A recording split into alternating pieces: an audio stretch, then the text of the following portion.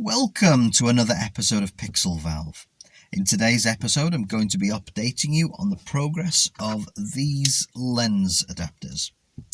These lens adapters are the Tessar A and the Tessar B, so that's the zebra version and the black version. I know there's a version in between, which is a kind of black version stroke aluminium type version, but I haven't got that one, so I can't check to see whether any of these will fit or whether I need to make a new one. But from the photographs I've seen, it looks very similar to the black version, and it looks like it just might fit, but I can't guarantee it. The next versions that are going to be available and listed is the Sonar 135, the black version, also the Flektogon 135, and that's the black version too. So they're currently ready, it's just that I haven't listed them yet. The differences between the Tessar lens and the Flektogon and the 135 lens is that these next lens adapters are going to be slightly different. You see, with the 135 and the Flektogon, they're made in such a way that have the aperture autofocus, or not autofocus, automatic actuating pin. That's what I should call it, really, isn't it? They have the mechanism for that thing on the back of the inside of the lens. It's screwed on. So when you take the back off, the whole assembly comes out and it's contained. So you're not going to lose any screws or bits. It's completely safe. The trouble is that mechanism holds down the mechanism inside the camera for activating that pin. So instead of that, I sell these new ones as a kit, and it comes with a circlip, which is basically a small ring which fits over the throat of the lens and holds down the spring that releases that, or would release that focusing pin, and that allows the camera to give you manual focus. And that's the same for the Flektogon and 135. The other difference, as opposed to the Tessar lens, is that I also need to sell this with a set of screws, a new set of screws. Now, the original screws are countersunk into the back of the metal backplate, but because this is plastic, I need to have something that is chamfered, and it's chamfered because it has a greater surface area and can hold that lens plate very nicely and tightly against the camera body, the camera lens. So there are slight differences. It's not a massive difference. You're not going to really need a PhD to assemble this. It's really easy. You probably don't even need instructions. It's that easy and self-explanatory. But there are some slight differences.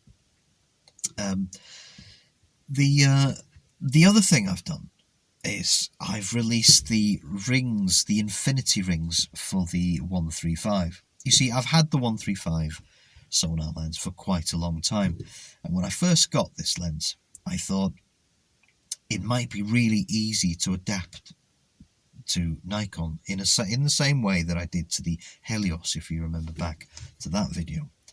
So it basically consists of two washers of certain size, and there'll be a link in the description if you just want to download it. So even if you haven't got a 3D printer, you can still download them and have a look at the size to see if you can copy it with wood or wire or something else, because it doesn't have to be a 3D printed part. It just has to be the right thickness, that's all. But anyway, these infinity rings, they allow the lens to focus to infinity while still having the M42 original mount, and simply using a standard backplate, a standard adapter. The metal one that you can find everywhere and anywhere is the one that I use. So I thought to myself, before I get involved in reverse engineering a backplate for another lens, I will just see if there's a simple, easy, quick fix for it. And it does work. It does work. Obviously, if I then went on to develop a backplate for it, then it tells you a lot about whether it was worth doing or not. Because the rings, the infinity rings, they work. They let you have infinity focus on a Nikon, and I think it's a great way to test out the lens. But after a few shots, after a while of using the lens, I realised that there was something wrong. Just like the Helios. When I used the Helios, I noticed that I couldn't get blurry bokeh. It just didn't happen, and I deliberately went out of my way to try and, you know, create that swirly bokeh effect, and no, nothing has worked. And it's because when the lenses are spaced differently, the formula for the lenses changes, and effectively that's what the rings do. They change the formula for the lens. So although they work, they don't work in the same way. They give you a slightly different effect. The Zeiss 135 was okay. I mean, it was sharp sometimes, but not quite as sharp as you'd expect. I felt that there was something wrong with it.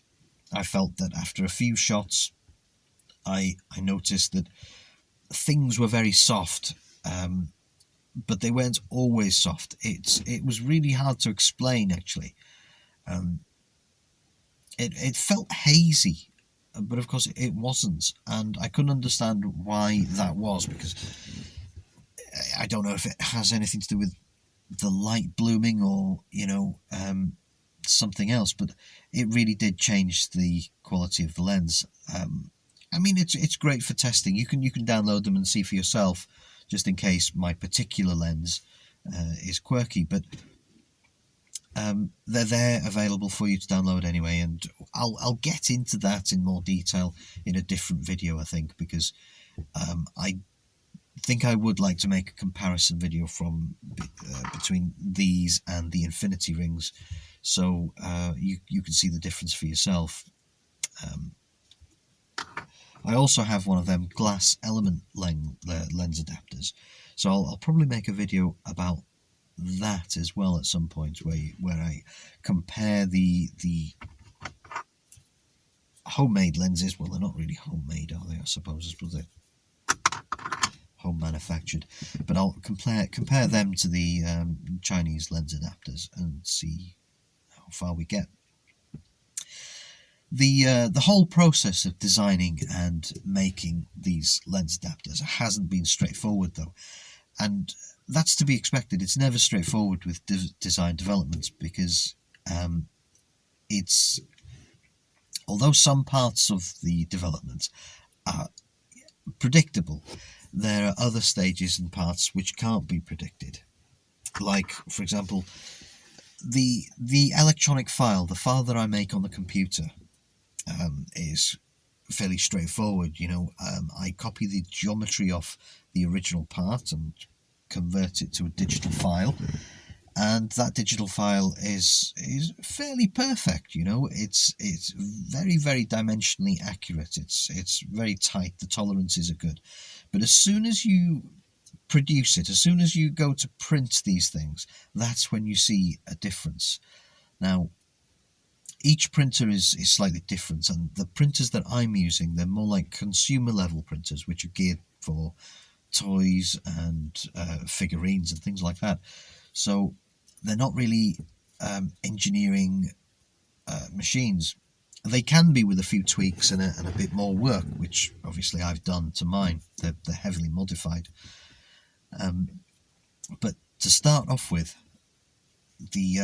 my 3D printer, the filament printer that I've got, is actually more accurate than the resin printer. And the reason for that is because although resin printers make nice quality prints, they look like nice, visually nice quality, they're not dimensionally accurate, because the way the printer works is by pulling these things out of the liquid resin, and that force that's applied while pulling and tugging on this thing actually distorts the shape of the lens adapter. So something has to be done to overcome that, and you see that's something that I've had to work on as well. I know I've been saying, oh, these lens adapters are only a few weeks away. Well, I know it's taken longer than that. Sorry about that, but there are always little snags along the way that need resolving, and unfortunately it can take quite a long time. That's the thing about design development work. There are always problems like this. It's just normal.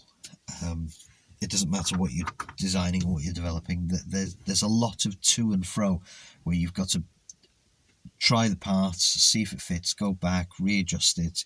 A lot of adjustment work, and it's very time consuming, and it's very expensive too, because obviously all these things cost a lot of money. I mean, the resin itself isn't your standard resin. It's not the figurine resin. This is the best quality engineering resin that you can get for these printers, because it has to be tough, has to be hard, has to be something that can achieve the tolerances required by the lens. And you see, there is a tolerance level on this, a plus and minus, that it can be within, but it's very, very narrow. And as long as I can get it within that narrow band of tolerance, then the lens adapters are fine. And of course they do now. I mean, I've got them there, but it's not easy to do that straight away. The problem is that if these lens adapters are slightly too thick, perhaps on the plastic here, for example, then you're going to notice that it can focus well beyond infinity. And if they're too thin, you're going to find that it doesn't quite get to infinity. So it has to be within a very small gap of tolerance. And in a lot of ways, it goes beyond the capabilities of the printer and more towards a kind of process that you have to develop yourself to work that in. So I had to make my own support structure, a support structure that didn't affect the dimensional accuracy of the part, which has been done and works fine. But that was just as hard as making the actual thing itself. So there was as much work that had gone into the support structures as the actual thing itself, which is something that you, the consumer, wouldn't ever see. But there's a lot of work like that involved. The other thing, of course, is that marketing these things is a real challenge, because I'm doing this for my own enjoyment, really. That's the main sort of thing. But at some point, I think I have a feeling, based on a rumour, that Nikon might not actually survive very much longer. And I got that from the Angry Photographer. Pencil-necked dweebs Nikon hires. I actually hear that they're in financial straits from the only person on this earth that I trust, who has never given me incorrect information. He actually told me not to make a video about this, so I hope he doesn't see this video. All of his sources says that Nikon is in financial straits, that they're in a chokehold financially. Who has an insider apparently on Nikon. So I don't know how long Nikon is going to keep on producing cameras. I don't know how long Nikon is going to keep on producing the F-mount system, because of course it's released a Z-mount mirrorless system. So a lot of things can change, and a lot of things can affect the these little micro industries. And that's what this is, I suppose. It's a tiny little micro industry, a part-time thing. But it's something that may be here today and gone tomorrow. So it's something that I think if you wanted one of these things, you should really get one, because I can't guarantee how long I'm going to be doing this. It's obviously a part-time thing while I'm interested at the moment, but who knows what might happen in the future.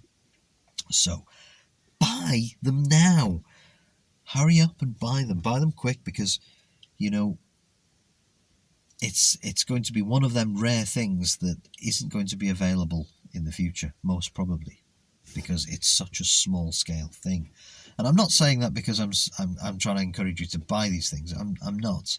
I'm just saying that from my own experience of wanting things. Sometimes I've wanted things and I've thought, oh well, I'll leave it until I really need it. And then when I've come to actually wanting to buy the thing, they're no longer available. You can't find them anywhere. Things go out of sale quite quickly and something else comes along. There's been a lot of things like that where I find myself kicking myself thinking, should have bought it when I had the chance, because now I can't. And of course that was that could be due to all sorts of things, because the world is changing all around us. I mean, how long can we buy things from China? You know, during lockdown we couldn't easily get things from China. So it's difficult. And of course, actually, I've found it difficult to post these things. I made a sale to Germany a few weeks ago, and I sold one of these lenses. I posted it, and then during that time between posting it and delivery, the rules changed. So Germany now won't accept items unless you sign up with this special thing, Verpack G or something it's called, and it's a new rule, European rule I think, but it's implemented in Germany, and unless you sign up for this thing, they won't allow the packages through. It's more than customs, it's something else.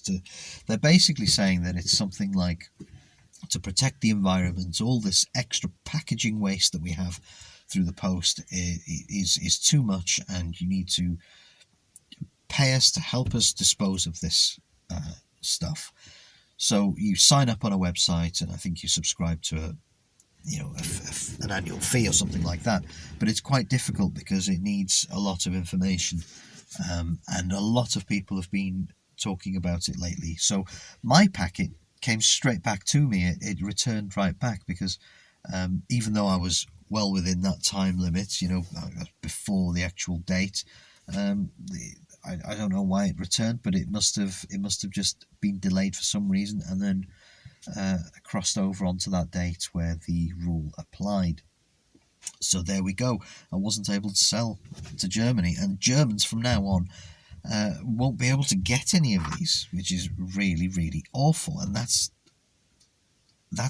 what I kind of mean when I've been talking about get them now while you can, because the world is changing. And it's really awful, because it's not that they're not available, it's that things and obstacles are making it difficult for people to receive these things. And it doesn't just happen to be lens adapters, it could be anything, but there we go. That's the state of the world and everything in it, I suppose, at the moment. Anyway, that's the update. That's where we're up to. This is what we've done. This is where we're going. And hopefully there'll be more videos. If you like and subscribe, remember to like and subscribe, so that I know that you're interested in these things and that you actually want me to make more of these kinds of things. I know I'm not the best video producer in the world, or the best maker, but sometimes I've got some juicy little tidbits and things that you might like. So keep watching and stay tuned.